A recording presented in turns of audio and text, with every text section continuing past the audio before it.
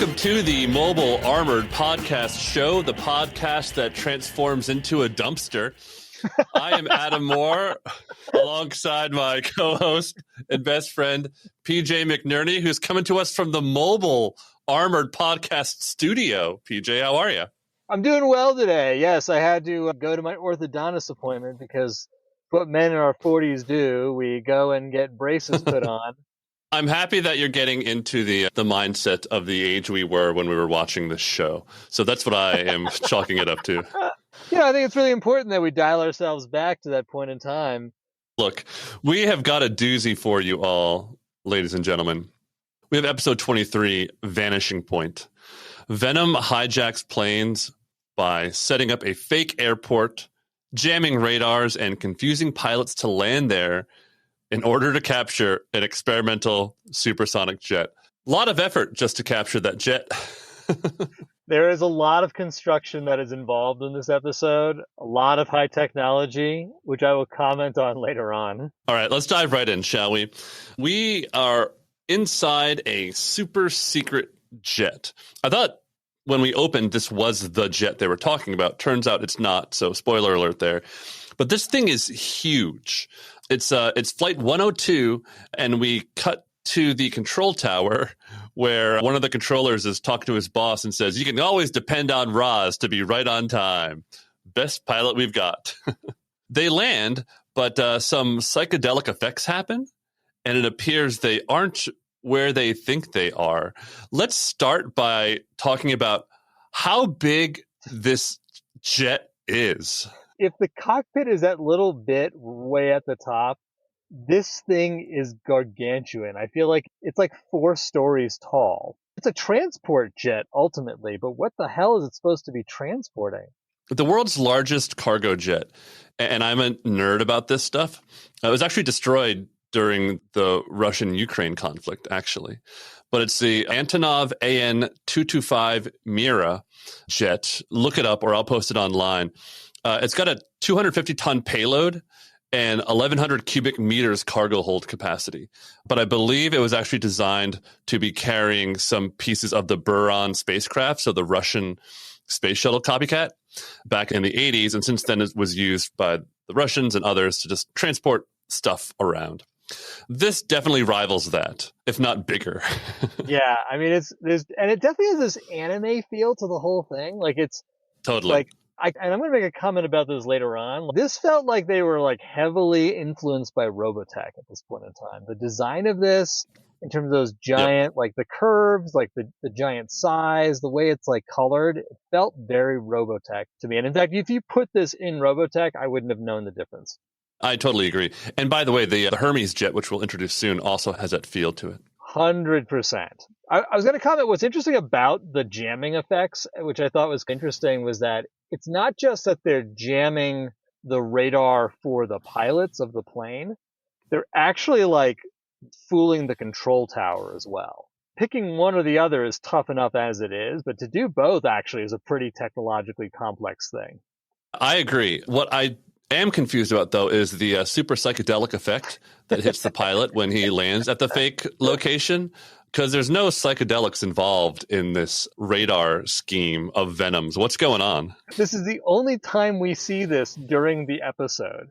So I'm actually curious if it's actually this pilot took something from Brad Turner and is completely stoned out of his mind at this point in time. Like, it hit him way too late. Yeah, the hallucination has nothing to do with the radar jamming. This is just a side plot for this one pilot who's tripping out. So look, the actual airbase is called McKenna Airfield, and the lead of this project is named Mr. McKenna. So Mr. McKenna, I guess, has named the airfield after himself. Don't quite know if this like private sector, military, it's all very confusing. But anyways, Mr. McKenna, the project's leader, who, by the way, has a little bit of Miles Mayhem in him, he walks outside. He doesn't see this giant jet anywhere. And that's when one of his lackeys runs out and says, "The plane vanished. It can't be." 100% right, though, in this guy looking like some long-lost Mayhem cousin. Maybe that's how Miles found out about it. They were all at Thanksgiving together, and McKenna's like, he had a little bit too much to drink, and just started mouthing off about his super secret like jet. And Miles was like, "Huh, filing this one away." Cut to the Trakker mansion. Finally, after months and months away from home, Mr. McKenna is talking to Matt in his computer room and says, "Since you're the principal investor in Project Hermes, you should be aware of some strange going-ons." And Matt says, "What's wrong, Dutch? Not more reports of gremlins in the cockpits." So there's a lot of things I want to unpack here. One, this is further confirmation that Matt Trakker is an arms dealer. 100%. And also, he's got on Dutch. His name then is Dutch McKenna. That's his name. Unless that's his nickname. So does Matt basically like give nicknames to the people whose projects he's invested in? I'm going to call you Dutch, but my name's Carl. No, you're Dutch now. Or it comes from what countries he launders the money through to fund these. You're Dutch. You're Nairobi now. That's your new name, sir. So what is it Matt invested in? And yeah. I have to ask you a question because, like, if you remember back in the whole robot sub affair, he was super pissed when he found out the sub was, like, missing and no one talked to him. So do you think he actually gave all of his investments a talking to after that one? For sure. Like, he gets them all together. Listen, you fucks, I own you. If anything happens to what you're working on, I am to be your first call. Do you understand? No, absolutely. This guy definitely heard the message loud and clear, and he is sweating it. He is. How nervous is this man? Do you see him with a handkerchief?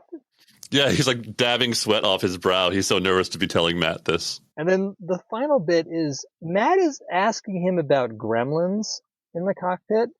So I wanted to ask you, do you think this implied that a formal report was given to Matt at some point in time?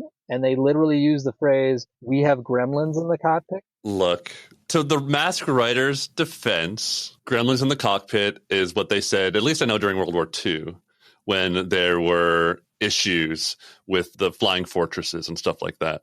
So I will give them that. However, I think it would be hilarious if Matt didn't know that. What do you mean gremlins? Like little green pointy ear things? I loved that movie.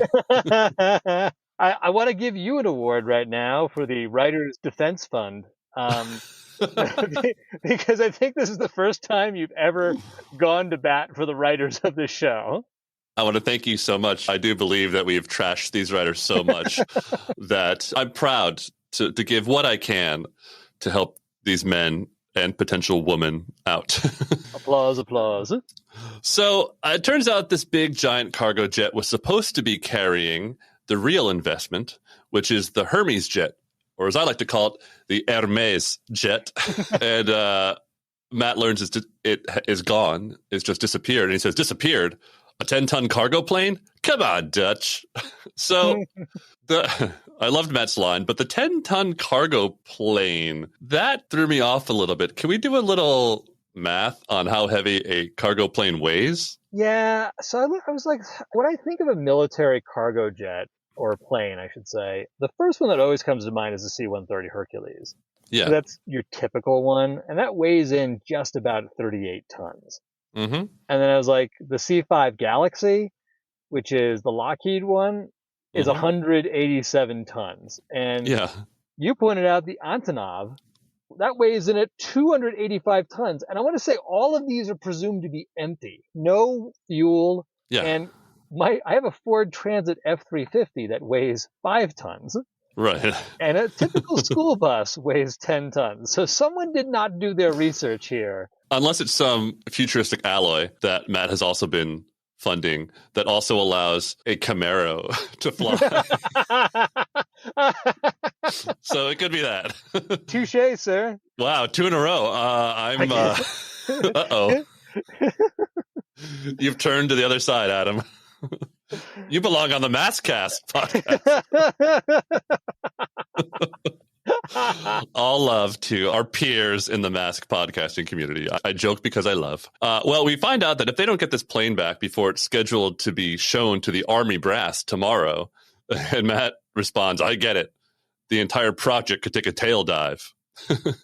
So, Matt, you mean nosedive. The line is nosedive, clearly. I don't know what a tail dive is, but you're better than that, Matt. Anyways, Matt says he'll look into it. I want to ask you a question. In our lifetime, we've had one major head-to-head competition.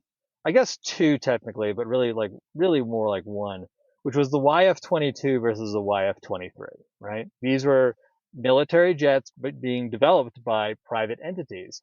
If one of those jets had gone missing, which contains dramatically classified material within it, would you expect the military should be told? Probably.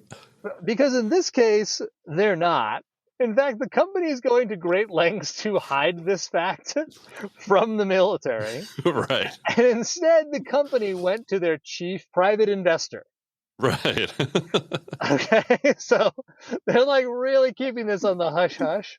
And then one last technical point, which bugged me. Wouldn't they be showing this to the Air Force, not the Army? Yeah, it would make sense. But I will point out that when they eventually do show the military brass, they are wearing the blue uniform that is typical of the Air Force or whatever branch of the military Miles Mayhem is a part of. Okay, so Dutch is just an idiot then. He doesn't even know to which branch of the military he's selling. Great. Okay. Yeah, exactly. Third win for you, sir. Oh, boy. What has happened? Oh, no. Well, I'm going to use this opportunity to formally retire, and I will be joining M.A.S.K for the next episode. We cut to Thunderhawk driving in the desert. Of course, Matt brings Scott and T-Bob along because that's what you do. Turns out they've been to McKenna Flats before. And once again, confirming that this entire place, I guess, is named after Mr. McKenna. I was wondering if it's a family property. This is like Yellowstone, like the Yellowstone Dutton Ranch. Yes, if Yellowstone developed top secret aerospace vehicles for the military, sure. In the car, Scott says, remember the last time that cowboy taught me to ride his horse? And Matt says he doesn't expect to see many cowboys or anyone in this town again. Quote, after the factory closed, almost everyone moved out. It's probably a ghost town by now. So another victim of Trakker Industries shipping jobs overseas. Look, man, he's got to fill that office building in Hong Kong somehow. But you see the self-satisfied look on his face when he tells Scott this? Yeah. It's like he knows what he did to this town. Yeah, he single-handedly destroyed a town. Because he even says he's like the factory. I know. As if Scott knows. Like Scott knows exactly what he's talking about.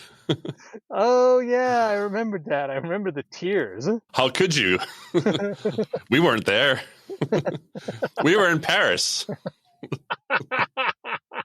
But the twist is we cut to Thunderhawk driving into town, and it's a bustling town. I mean, there's a rock and roll soundtrack, and the whole town is booming. It's like the Truman Show in there. And they park the car. Matt goes inside somewhere.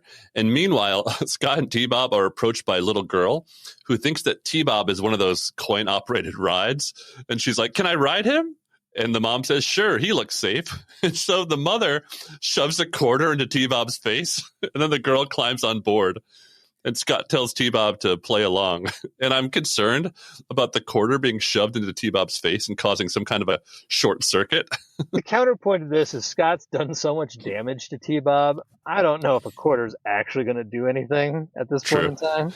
So much has been done to T-Bob. He's been put in the dunk so many times. It's like, what more damage do you think is going to occur? Very true. I did find it funny, the girl, when she gets on, starts banging on T-Bob's head to get going. And this was, for me, his Roy Batty moment. Because then he just starts scooting around like crazy. For sure. Yeah, one wrong turn and he could have injured or killed that girl. He's not at his Roy Batty moment yet, but he's inching close to it. Meanwhile, we find out the building Matt went into is a bakery. And it turns out business in town has been booming ever since Cal Gypsum moved in from out of state. The baker says they're kind of strange. They just come in to get what they need and they leave. The owner points out a check on the wall, which was the first big order he got from Cal Gyps, which I just need to say, how many baked goods is this company ordering that the guy, for A, they'd pay in a check, and B, that the guy would want to put the check on the wall and not, if they're struggling, wouldn't he want to cash the check? It's a good point. Maybe he asked for the canceled check back after, or something like that. Okay. But yes. Now But you too are defending the writers, my friend. I have an answer later on for why the order's so big. Okay. So I can actually justify that one. All right. I was curious. Matt is so fucking concerned that this town is getting back on its feet. He's just got these looks that are not happy. He's just really suspicious because he expected this to be a shithole, and it's not. And so I'm like, Matt, did you move the jobs overseas and now you're upset that someone else has stepped in to help these people out? No one rebuilds a town that I destroyed. After the baker walks away, I guess, into the back room, Matt does this really suspicious backwards walk and then whispers to T-Bob to take a picture of the check on the wall. And he says, I'll explain later. Okay, one little world building bit here, it's more like world continuing, is that this is confirmation that Scott's installation of the camera stayed in, right? Yeah, yep. So they leave the bakery, they get back to Thunderhawk, and Matt has the computer analyze the photograph that T-Bob took. And it turns out the handwriting on the check matches Miles Mayhem. And I love that Miles signs his own checks. Look, Miles is a man of great detail. He also believes in shopping local and small town America. But you're right. I mean, this being the clue is pretty hilarious. Look, he may be a supervillain. He is an America First supervillain. That he is. That he is. He saved this small town. Once Scott realizes it's Venom, he's super psyched. Oh, wow, Venom, this is going to be exciting. And Matt says, what do you think? Sorry, Scott, you're staying in town. There could be trouble. How does Scott not know this is what's going to happen? Like, he's super excited. Every time he gets excited and then gets shot down and gets very forlorn. It's like, you know this is coming. He's a boy of eternal hope, man. Matt has not yet broken his spirits. But I will point out, so Matt's going to have Scott staying in a town that's been bought by Miles Mayhem. Does Matt have any idea that this isn't some kind of Potemkin village? Maybe this is actually Venom's training ground, and everyone's a Venom agent. Yep. Well, Father of the Year nominee right here. Right here. We go into the agent selection scene. Here we go. We've got a classic on our hands. Bruce Sato, he is demonstrating a toy car that is controlled by a flashlight. So wherever the light goes, the car goes. He gets the call, runs out of the room, and then turns on the lights. And the car goes completely haywire, crashing into the three execs who were watching the demo. Yeah. Did you notice this was actually kind of a longer scene? This was a straight up mini scene rather than the typical vignette we get. I also love that Bruce purposefully turns on the lights as he's leaving. I know. A lot of purpose in this set of vignettes. Yeah, 100%, because Dusty Hayes is next. Yeah. And he's using some crazy high-tech pizza dough making machine. It looks like it comes out of like the M.A.S.K computer. And then his watch goes off and he runs out, but not before he quite obviously turns the machine into high gear, which sends dough flying everywhere. This was an amazing fuck you moment. There's a certain degree of like, yes, he's not clumsy. He intentionally turned these things on. And it's go to hell, everybody. And did you notice? I think it was the same dude that nearly died with the stacked plates. Yeah, so this is a posthumous Sly Rack's Ragdoll Award. Yeah. Right? That this guy died maybe twice. He might have died with the plates. He might have also died when he fell off the ladder in a few episodes earlier.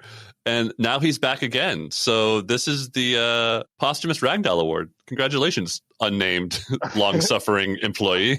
Why does Dusty hate him so much? Maybe he's tried to make a pizza once, and Dusty got really pissed off and is like, no, I make pizza. You do everything else. The third member of the team is Gloria Baker, champion race driver, black belt in Kung Fu, Team Hottie. She is teaching a lesson in a park, and she gets the call and she runs off. And these guys that she's training, they stay in place as long as they can. Like, they hold the pose she was showing them. until they all fall down. And my question was, how scared of Gloria are they that they don't want to move even after she's clearly run away? I mean, let's look at the evidence. She has disintegrated rock before their eyes. She has tossed a man twice her size with ease. I'm pretty sure that Gloria comes from the Cobra Kai school of thought. We never see her what she says, but I'm pretty sure it goes something like, defeat does not exist in this dojo, does it? No, Sensei! Gloria just knows how to run a tight ship. She sure does. In more ways than one. Well, we cut to Boulder Hill, and we see all the vehicles roll out. So here's an interesting point on this. This is not stock footage because Thunderhawk's not a part of it. Like, Right. They actually animate only the vehicles in the mission, which I thought was kind of interesting. It's like they had to actually spend the time with it. Yeah, And I noticed that too. I was like, oh, cool.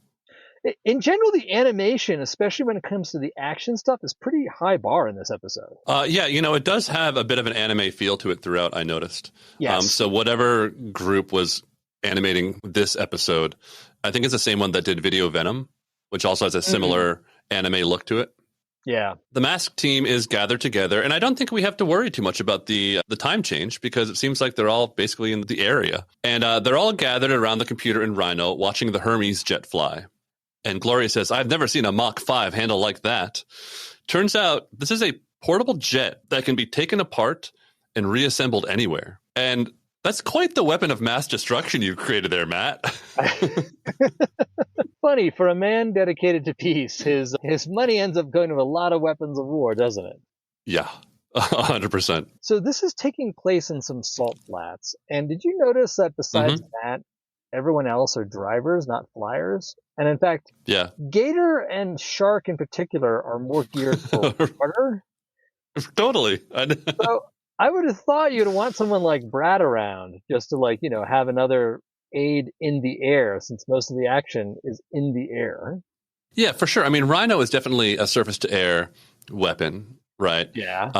So it's always a good one to, and it's tough. So it's always a good one to have around. It's got the computer lab in the back. Always good to have around. Yeah, Brad for sure would have been an obvious choice. Gloria, I don't think we need to ask why she's around. I mean, we'll never say no for a Gloria mission because, generally speaking, she's, one of the most competent agents that's there. It's just kind of a question of would she be better off as a side pilot for someone else?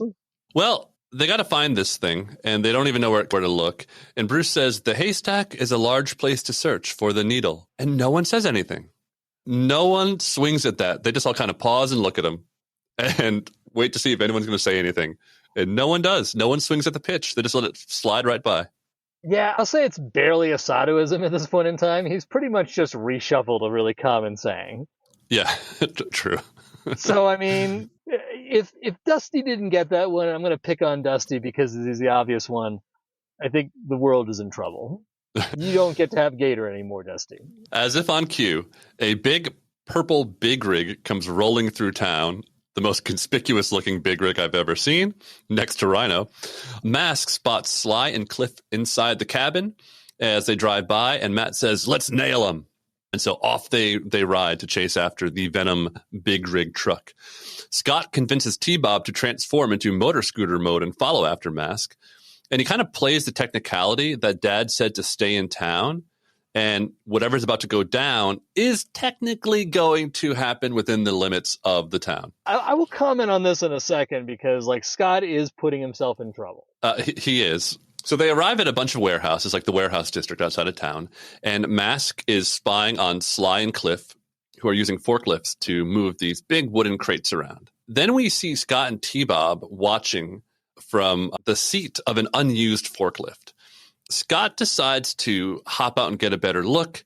T-Bob gets really concerned. He starts flailing his arms, which causes the forklift to start moving. Matt sees Scott and T-Bob. He yells, Scott! And this alerts Venom to the fact that M.A.S.K is there.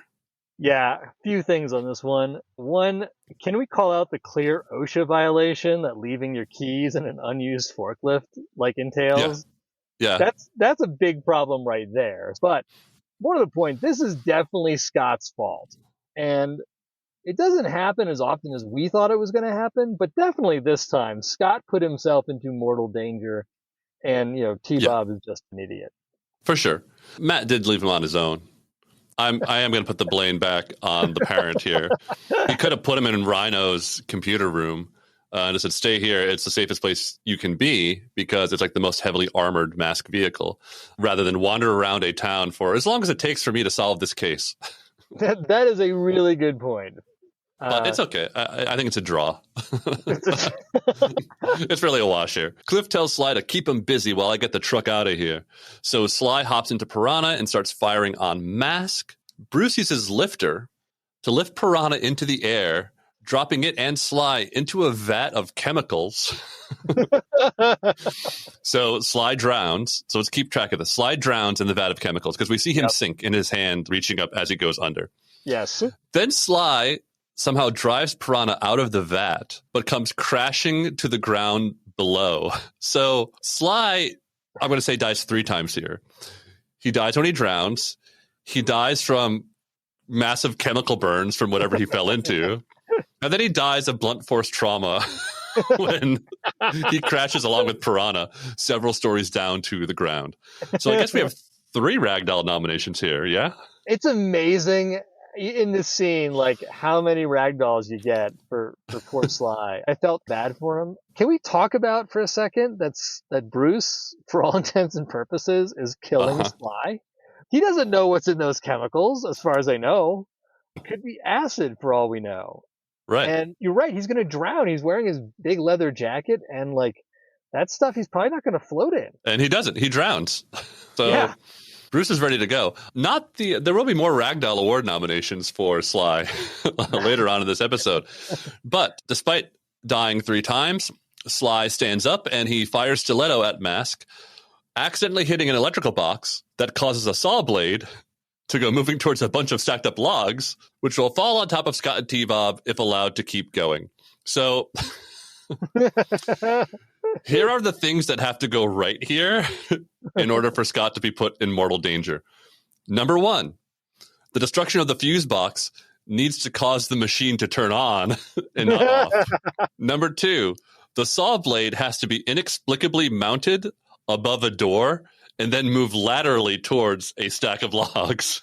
Number 3, the stack of logs must be propped perpendicular to the ground, which is rarely how you stack a giant chunk of logs.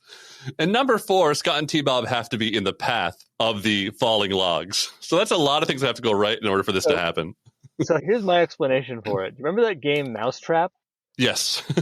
Where it was like the Rube Goldberg setup that you had to like collect all the pieces and then trap the mouse at the end. And even if you got it all right, it never worked. Scott and T-Bob are the mice in this case. And, 100%. And way to go. Sly just finally killed a kid. Well, he hasn't killed Scott yet because we cut to black. So what's going to happen, PJ? I don't know. It's so scary. I mean, he's in mortal danger again. We'll find out after these messages. Come on, T-Bob. M.A.S.K will be right back. Oh, boy. Back to M.A.S.K. And we're back. When we left you, Scott and T-Bob were about to be killed by a Rube Goldberg device of death.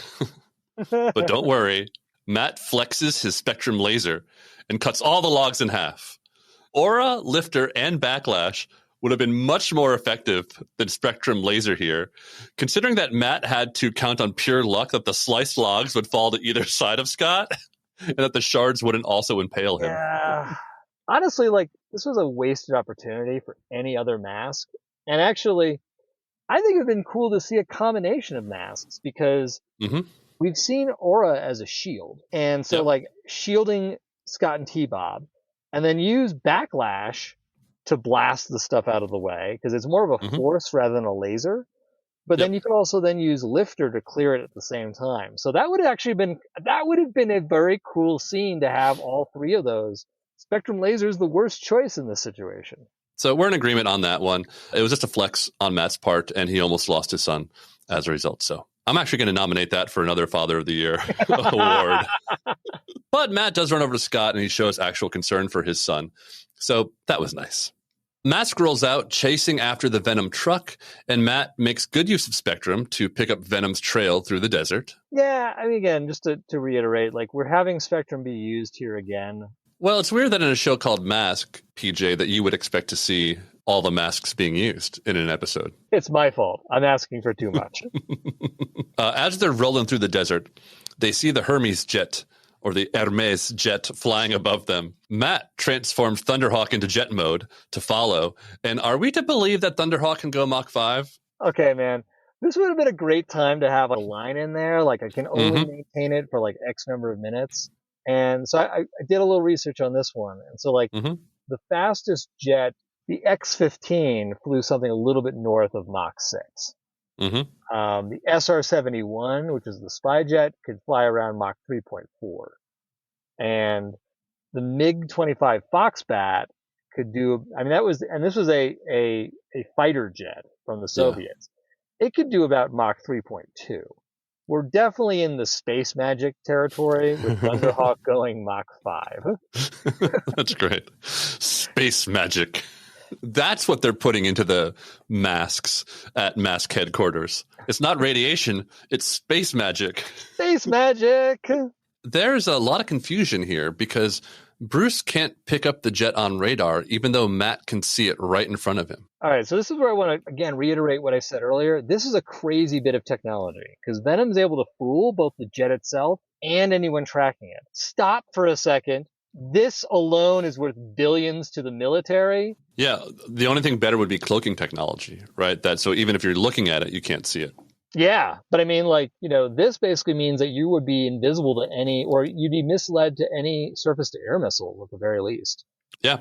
So once again, Miles leaving a multi-billion-dollar weapon technology on the table there just to go after a jet. Bruce says, even the wolf circles back, leaving 2 sets of tracks to confuse its pursuers, which I'm not sure is true. But anyways, Dusty responds, I don't see no wolves. Must be watching a different channel. So I think we've got a couple of Buddy Hawks nominations here. The obvious one for Dusty, to lay up. Bruce says something, 100%. Dusty doesn't understand it, so that's easy. The other one, though, is when Dusty says that he don't see no wolves. I think it's really taking his Southern Hick persona to another level. So I'm going to go ahead and give a nomination to the writer or writers of the episode. Well, I mean, that just adds to their Lifetime Achievement Award. That's their permanent record. And so, yeah, just add another notch to that belt. And you said I was standing up for the writers. Redeemed, sir, redeemed. Thank you.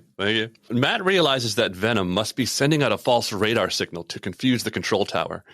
And they do a cool 3-way intercut of Matt, Gloria, and Bruce unwrapping Venom's plot. And I'd like to note that Dusty isn't involved because I guess he doesn't have anything intelligent to add. Yeah, I noticed that too. Meanwhile, Miles and Vanessa are watching the Hermes jet on a computer screen, and he activates the landing field. And this involves a huge swath of the land flipping around to reveal a runway. And then all these like holographic buildings and hangars materialize out of thin air. And that is a lot of effort.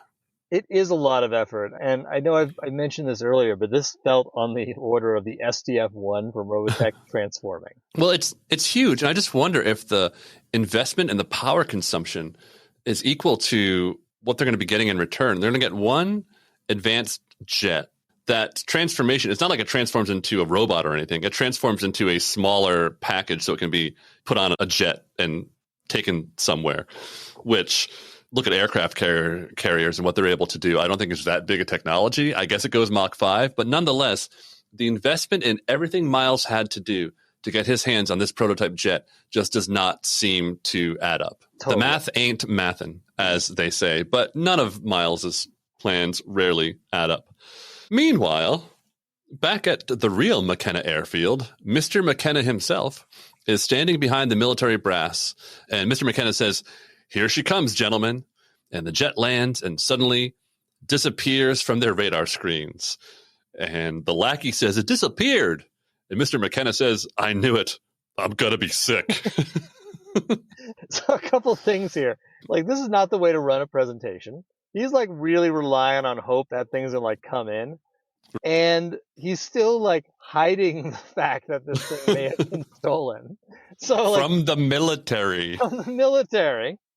And on top of that, when he's like, "I knew it," It's like, why would you say that? Like, why wouldn't someone come up to you and be like, look, if you knew it, why wouldn't you say something to us? Also, he could probably play it out for a little bit and say, no, it didn't disappear. It just seems like it disappeared because the one thing we didn't tell you about is that it's completely undetectable to radar. In fact, if you go out there right now, you won't even see it on the runway. That's how I would do it if I was trying to protect my multi-billion-dollar investment. But I guess Mr. McKenna rolls a different way. We're back with Venom. The plane lands. The pilot opens the cockpit canopy and kind of looks around. And he says, looks like no one's here to meet me.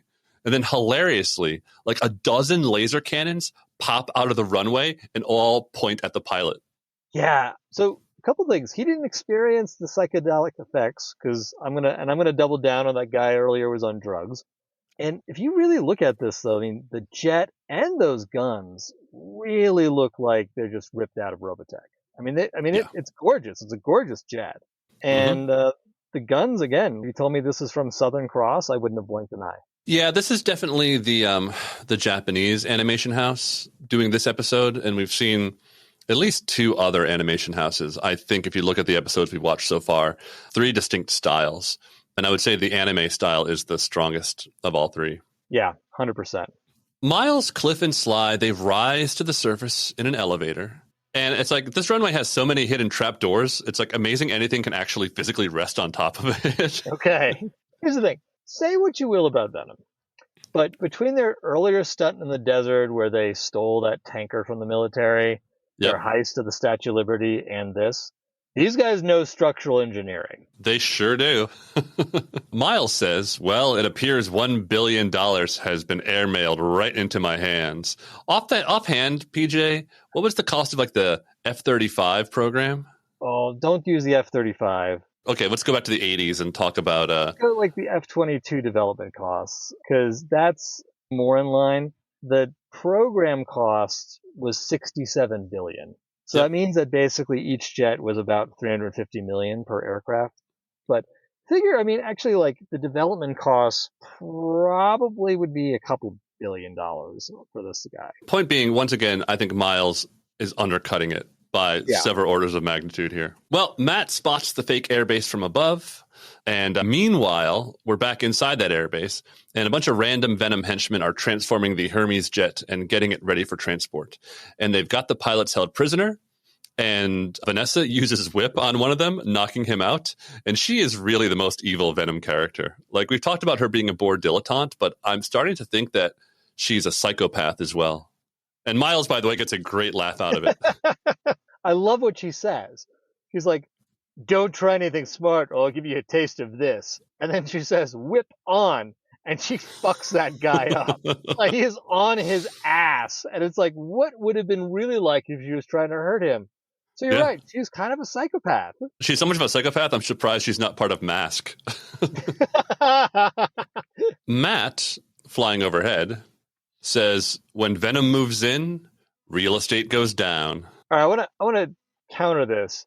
Strictly speaking, this is not true, because Venom saved this town from economic ruin, and what M.A.S.K is about to do likely destroys that town again. That's so true. There's been one economic font, which has been Venom, supplying money to this town, and M.A.S.K is cutting that off. That's one thing we don't follow up on, is what happens to the town after this mission. Matt drives through a few months later with a self-satisfied look on his face as he sees all the storefronts shuttered, and now the mom and the little girl like begging for change on the side of the road. Oh, Matt. Well, we're finally here, the final M.A.S.K Venom battle of the episode. And what's cool is we actually got a 4-on-4 battle. We've got Thunderhawk, Shark, Rhino, and Gator versus Switchblade, Manta, Piranha, and Jackhammer. And I'm not sure we've had anything this big before, because Manta isn't traditionally, up to this point, hasn't necessarily been in all the battles before. So this might be our biggest one before. But we got laser rays everywhere, missiles being fired. One of them hits Piranha and sends Sly flying into the air, and he lands on a cactus. So we've got a Ragdoll award again, for sure. Yeah. So generally speaking, this is a very cool battle. And you're right. This is the biggest battle for vehicles we've ever seen. Definitely had more agents in the past, like Rotex, Assault on Liberty. but we've never had this many vehicles on vehicles. And Yep. again, like this animation house is doing some awesome stuff. Like you get this like cool rack focus when Miles is about to fire his missile. Venom vehicles jump out of the hangar. There's some legit threats where all these laser things are like firing at Matt through the air. And Gloria basically, you're right, she does not do very much this episode, but her stunt skills as a driver are on full display because she drives through the field of all the lasers firing at her, and she basically dodges all of them. That's very cool. Hey, look, the theme song promises come see the laser rays, and they delivered in spades this episode. Yes, they did. They did. There's lots of laser rays. There is this one cool shot where, like, when Gloria goes into the base, where you see these henchmen at either side of the door, like about to try and, I don't know, stop her, and she just blows through them. And the doors land, these are metal doors that land on these guys. Well done, Gloria. You increased the body count of this episode. Speaking of, as you point out, Gloria, she rides into the hangar and she finds the Hermes jet already transformed and on the plane. Plus, she sees the pilots held captive. But back on the surface, Bruce uses Rhino to cause a giant boulder to fall on top of Jackhammer. So that boulder is so big that it crushes Jackhammer, like flattens Jackhammer. So Cliff is definitely dead after this.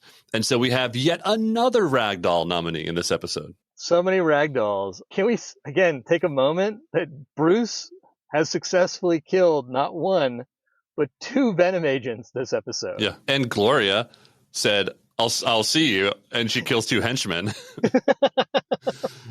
Ragdoll is all over the place this time. Matt, by the way, he has this great maneuver where he's being followed by a missile from Switchblade, and he heads like down into a canyon and then flies straight up the canyon wall, flips upside down, and lands a shot on Switchblade. This battle, as you pointed out, is what we come to M.A.S.K for. This may be the best battle we've seen the whole series so far. I agree. Again, the animation's top notch. The maneuvers are really cool.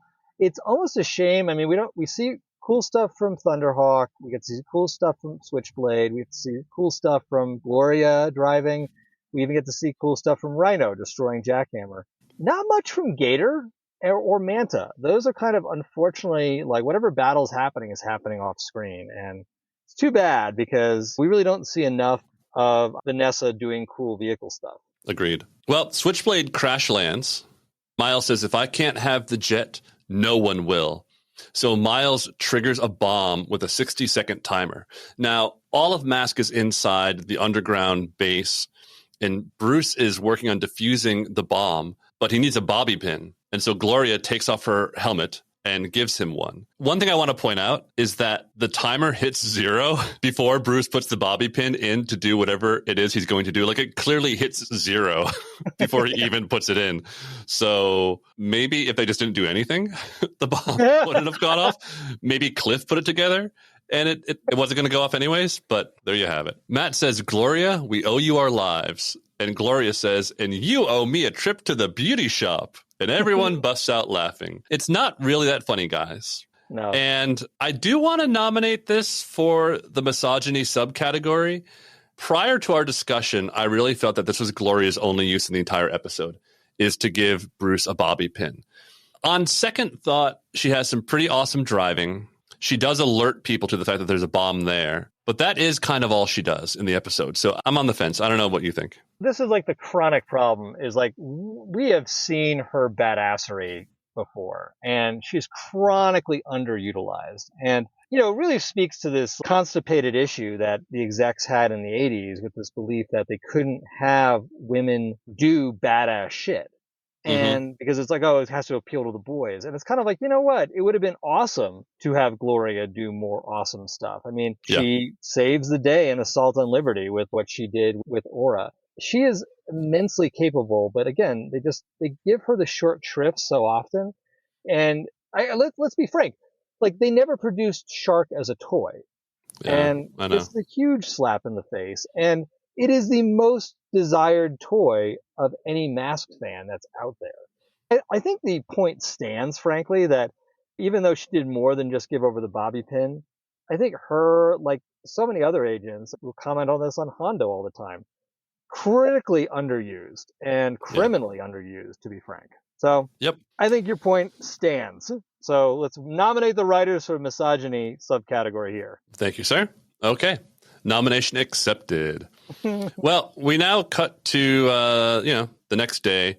Everything's fine. The Hermes jet is flying overhead for the army brass, M.A.S.K, and a bunch of onlookers, just random folks who have somehow gotten onto a military base. And Bruce says, Matt, looks like your investment is going to pay off. Rad. Did he really say rad? So it actually was spoken by Dusty, and what he was saying was right. But he said it with such a drawl that it sounded like rad. And it's so hard to see Dusty talking because it's such a quick shot. Well, that's what I get for only watching the episode once. The same girl from earlier is there, and she sees T-Bob and chases after him. And then T-Bob races off, and Matt says, looks like T-Bob just broke Mach 6. And everybody laughs. I'm very glad they paid off that Chekhov's gun, because otherwise I would have been very upset. Follow-up question. Mm-hmm. What's going to happen to the town now that Venom isn't writing any more checks? And given the number of henchmen we saw, and there's probably more off-screen, we now know that Miles was placing big orders in order to feed them. That actually is the justification. Yeah, I mean, as we pointed out earlier, I think everyone should start putting their property up for sale and getting out of there as quickly as possible. Unless, like, this military base is not, if they're like, great, you've got the deal, and they're going to start churning out these Hermes jets, and then everyone's going to be working at the Skunk Works. But I don't know if the town's going to survive. Like I said, we'll see what happens in a few months when Matt rolls through there. We cut to The More You Know. Scott and T-Bob are carrying firewood from the shed. T-Bob says to Scott, is that all you're going to carry? And Scott says, Dad said never to carry more than you can safely handle. T-Bob thinks he can save a lot of trips, but then he falls down and a log falls on his head. And this is barely a safety message. It's the thinnest of messages we've ever seen. I'll definitely say it's like, maybe it's not the worst we've ever seen, but it's definitely the least memorable. Because it's like, all right, don't carry a lot of stuff. Right. Right. Don't carry a lot of things. Which is what I tried to tell my mom all the time. She still made me carry things. Wait, your mom's Matt Trakker? Let's check in with our awards, shall we? How about the Buddy Hawks Award? What are you feeling? Well, I mean, I think Dusty Hayes definitely wins it as a character for not. It's fairly standard. I don't understand the Sadoism, but the writers basically got a few notches for their continuous use of the Southern drawl, as well as the misogyny. That's where I'm placing them. Yeah, I like. At the end of the day, I'm going to go with the writers for their characterization of Dusty throughout the episode. I don't see no wolves. The fact that he has nothing intelligent to add when they're breaking down how Venom is jamming radar. I just think they exaggerated his Southern hickness in this episode. And so I'm going to award the Buddy Hawks Award to the writers for that one. So congrats, writers. Another for your shelf. The Sly Rax Ragdoll Award. We've got a lot to choose from. Oh my God, man. We've got, I don't know, at least 4 instances, maybe. There's... Yeah, or 5. 4 or 5. I mean, he goes into the drink and drowns. He gets burned by acid. He comes out of the drink and falls down. He gets kicked off his bike and goes against the cactus. So he gets blown up out of Piranha and flies high into the air. Yes. So Sly really owns it this episode. It's maybe worthwhile to call out the other nominees, which is Cliff's dead. Like, that boulder, there's zero question that boulder killed him. And then we could just pour one out for the 2 henchmen that got the steel doors blasted onto them. But yeah, I think Sly Rax runs away with this one. I think you're right. It's just too many to go with. R.I.P. Sly. We'll see you next episode. Roy Batty moment? T-Bob and the little girl. He didn't go full Roy Batty, but he wanted to. He wanted to, and he definitely is traumatized because at the end he runs away from the little girl, which sets up the comic moment at the end. That trauma, suppressed over time, will eventually explode into his real Roy Batty moment. It's coming. And now let's take a look at our Father of the Year. What do you think? There's something interesting here. Like, I go back and forth on this one, but there's one that's a little bit off screen, but definitely implied. It's like bringing your kid to a town that has a suspected heist going on. it's not a great look. No. The only explanation I had is that maybe it was Brad Turner's turn to be a babysitter, and he was stoned the fuck out of his mind. So this was actually the best choice available. In which case, I don't know, just leaving your kid alone at the town. I mean, I'm going to stay within canon of the show, and I'm going to say leaving your child alone in a town that is probably being supported by Venom. That is most certainly, actually, being supported by Venom with no friends, no one he knows, and basically no instructions of what to do would be your father. So he abandons Scott, is what he does. He quite literally abandons him with nowhere to go, nothing to eat, nowhere to sleep or anything like that. So for me, that's the Father of the Year award for the episode. So congrats, Matt. That is it for episode 23. Episode 24 is called Counter Clockwise Caper. Venom conducts heists of Las Vegas casinos. That's all that's written for it. Yeah, I am amazingly excited for this next episode because I have watched ahead, and we're going to have a lot of talking points on who Matt is going to Las Vegas with. And I also want to dive into a dissection into the more you know of the next episode, of what do we learn in that more you know. It's not about the lesson of the more you know. Okay. I am very much looking forward to it. PJ, special thanks to you for coming to us from the Mobile Armored Podcast studio.